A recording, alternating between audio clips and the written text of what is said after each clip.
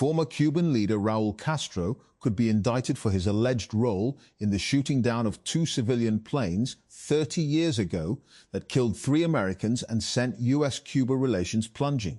The planes belonging to a Miami-based volunteer organization called Brothers to the Rescue were shot down in 1996, triggering the long-standing embargo on Cuba that remains in place today. As with many other Cubans in their 70s, Alina Fernandez's first memory of Fidel Castro was watching his interminable speeches on television. My generation used to pray in front of the TV for him to finish so we would be able to watch our cartoons, she recalled in a CNN interview Monday. That's the way I grew up. The National Association for the Advancement of Colored People, NAACP, has called on black athletes and fans to boycott public universities in the United States South in opposition to redistricting efforts that dilute black voting power. The so-called Out of Bounds campaign, launched on Tuesday, calls on black athletes, their families, alumni and fans to withhold athletic and financial support from major public universities in states that have moved to limit, weaken or erase black voting representation.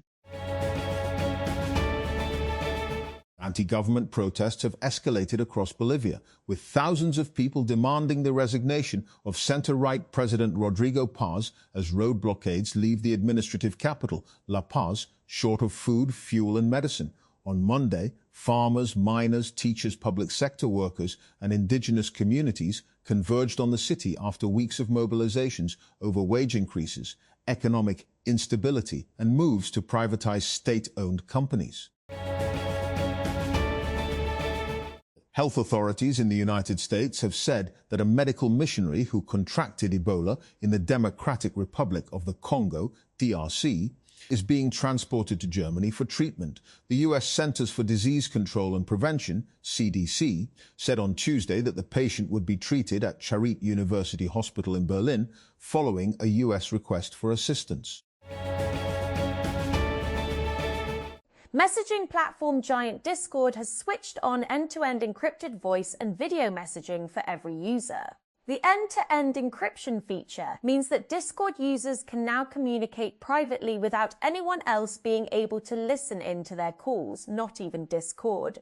This is a major privacy win for the community's hundreds of millions of users, soon after social media giant Meta pulled the plug on Instagram's end-to-end encrypted messaging feature earlier this year.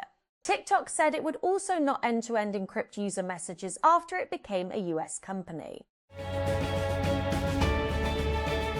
At the Google I/O 2026 keynote, the tech giant revealed new agentic capabilities in search, where users can create, customize, and manage multiple AI agents to stay updated on topics of interest. The announcement is part of Google's larger push toward agentic AI systems that can take initiative and assist with ongoing tasks instead of answering one question at a time.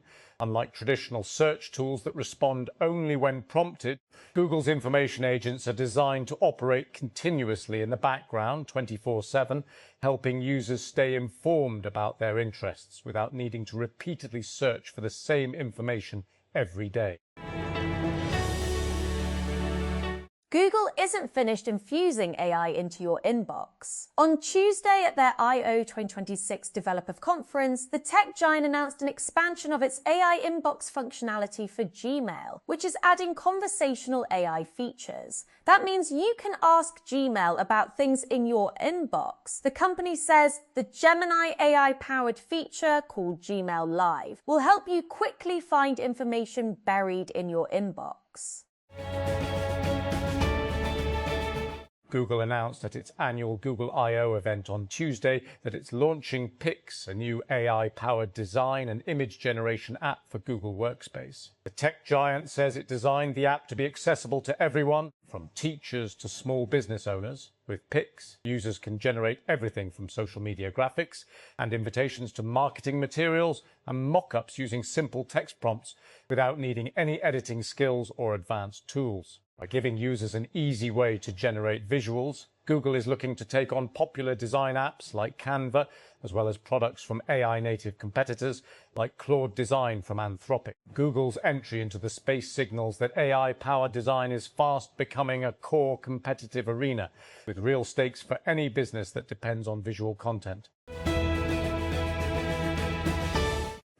UK citizens are among dozens of nationalities who will soon have to apply for a visa if they wish to stay in Thailand for more than 30 days. Tourists from 93 countries have been able to visit without needing a visa for 60 days since July 2024 as part of a government effort to boost the economy following the COVID pandemic. The United Nations has said 15,850 people, including 791 children, have been killed in Ukraine since Russia's full-scale invasion of the neighbouring country in February 2022. The actual figures are likely significantly higher. Kyoko Goto, Europe and Central Asia Director of the UN's Department of Political and Peacebuilding Affairs, DPPA, told the UN Security Council on Tuesday. Arsenal are confirmed Premier League champions for the first time since 2004 as Manchester City failed to win at Bournemouth. City needed to win their final 2 games, as well as hope. Arsenal failed to win their final match, but were held to a 1-1 draw on Tuesday.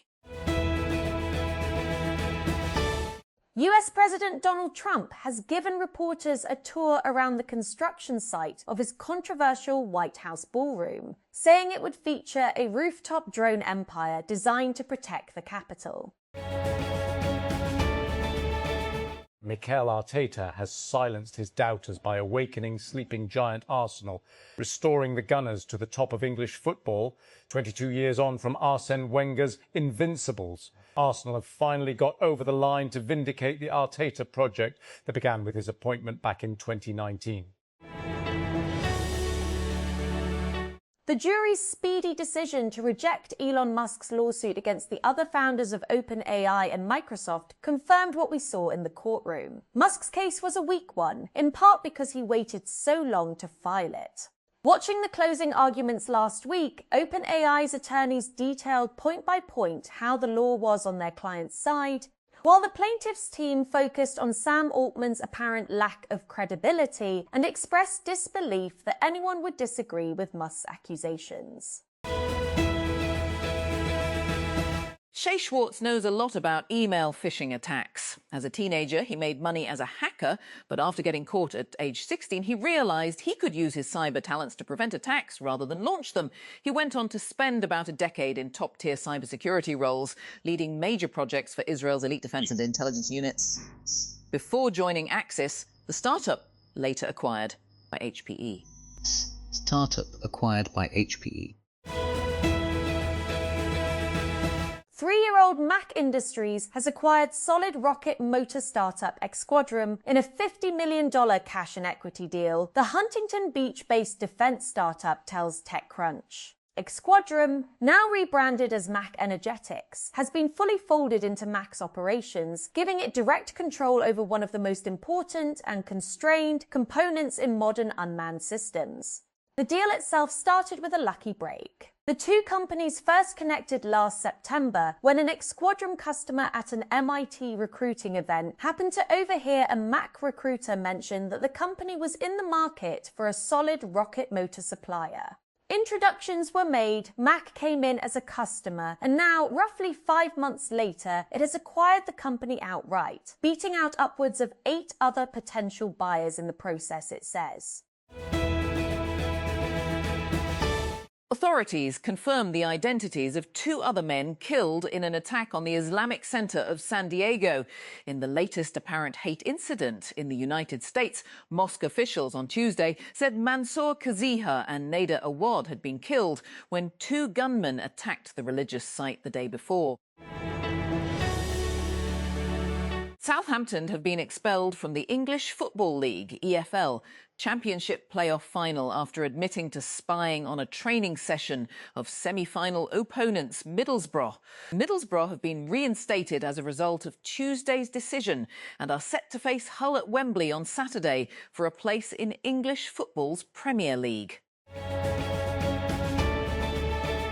There appears to be a shift in the years-long conflict in Ukraine. Last weekend, Ukrainian forces struck deeper into Russian territory, piercing its air defenses in a large strike on the Moscow region.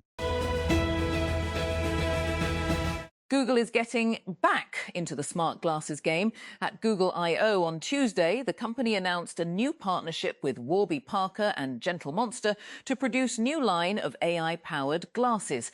The company says that the devices will be built to pair with Android and iOS devices and were designed in collaboration with Samsung. They will be available later this year, the company said. A high-level people smuggler identified in a BBC investigation has been arrested in Iraqi Kurdistan. A network run by Cardo Jaff, who operates under the alias Cardo Rania, is believed to have transported thousands of illegal migrants in small boats across the English Channel into the UK in recent years. The son of Mango founder Ishak Andik has been arrested in connection with his father's death. Jonathan Andik, 45, was detained by Catalan police on Tuesday as part of a renewed investigation into the death of the fashion tycoon, which was initially treated as an accident but was later reopened. Fear has gripped Ebola-hit areas in Eastern Democratic Republic of Congo as the suspected number of deaths continues to rise, as officials say they are struggling to catch up to an outbreak that may have previously been spreading undetected. Ebola has tortured us, says a taxi rider in his late 20s in the gold mining town of Rwampara. United States President Donald Trump has endorsed Texas State Attorney General Ken Paxton in the Republican runoff to represent the state of Texas in the U.S. Senate in advance of next week's Republican primary. Donald Trump said that Paxton has been extremely loyal to me and our amazing MAGA movement, while also saying that his opponent incumbent, John Cornyn, was not supportive of him when times were tough. A body set up by United States President Donald Trump to oversee the administration and reconstruction of the Gaza Strip has said that it is short of the funds needed to move forward with those efforts. Trump's so-called Board of Peace has warned of a significant gap between the funds disbursed and the $17 BN pledged to the organisation, according to media reports on Tuesday. Tehran, Iran, when Mohammed, a 29-year-old resident of Western Tehran, renewed his tenancy contract earlier this week. The price increase did not come as a surprise. His landlord had raised the rent for the 20-year-old apartment to 230 million rials 130, up from 130 million rials 73. Karachi. An individual involved in a fatal hit-and-run incident on a major Karachi thoroughfare remains on the run days after his vehicle hit another, killing one person and injuring two teenagers. On Thursday, a video of the incident went viral on social media. It showed a speeding double-cabin vehicle ploughing into a small car on Karachi's Abdul Sattar Eddy Avenue in the Defence Housing Authority, DHA, area. The double-cabin vehicle hit the other car with such force that it spun around multiple times before coming to a stop on the side of the busy road. The speeding vehicle did not stop, and the individual fled the scene.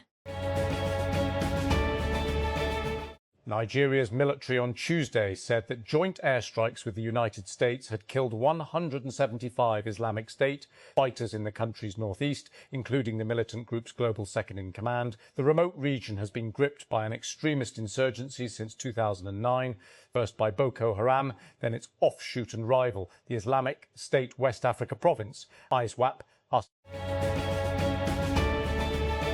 After saying he had received an ICC arrest warrant for war crimes, Israel's far-right finance minister Bezalel Smotrich announced plans to forcibly displace Palestinians from a village in the occupied West Bank. Smotrich has called the ICC move a declaration of war.